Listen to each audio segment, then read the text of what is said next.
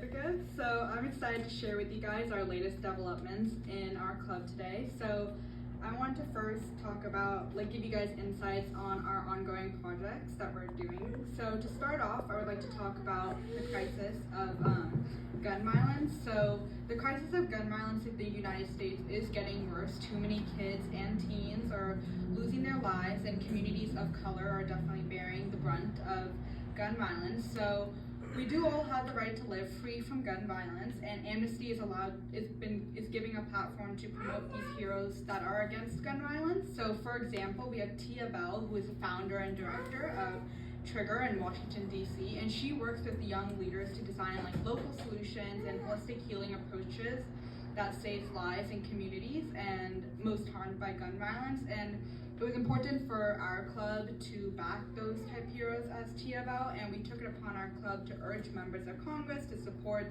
the break cycle of the Violence Act by writing letters, signing petitions, and calling senators and representatives to have our voice heard. And then moving forward, going back to what Navy was saying about Right for Rights previously, we were focusing on a specific human rights person, Rocky Myers, who was diagnosed with intellectual disability at the age of 11, and one night in 1991, his life changed forever in Alabama. An elderly white woman was murdered in a majority black neighborhood, and Rocky, who was a black person, lived across the street, and despite no evidence linking him to the crime scene except for a video cassette recorder that belonged to the victim, which he says he found abandoned in the street, he was convicted of murder, and the U.S. Supreme Court ruled that the defendants with intellectual disabilities face a special risk of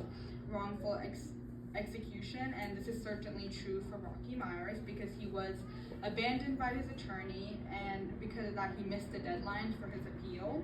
So his execution could be scheduled at any time, and I feel that's unfair, and we need to help bring justice to Rocky Myers. So because of that, we wrote letters to Governor Ivey, and we have letters on the table that if you guys can sign, that would be wonderful. And lastly, we took initiative for the Afghan Adjustment Act. So basically, thousands of Afghans were evacuated to the U.S. after the 2021 military withdrawal,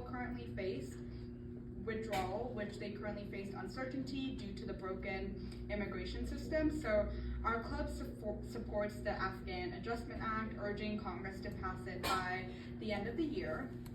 And basically, this act is the right way to see Operation Allies welcome mission through, and then rather than punishing the Afghans' arrivals for being evacuated, Congress really has an urgent obligation to ensure that they have a chance to become a lawful permanent resident so they can start putting down their roots in new communities and also gaining a sense of home here. And this act provides a pathway to permanent residency for them, ensuring that they can establish roots and rebuild their lives. So to spread awareness, we placed posters around the campus with campaign links so people in our campus could be educated and sign petitions, and just to really spread the awareness of that.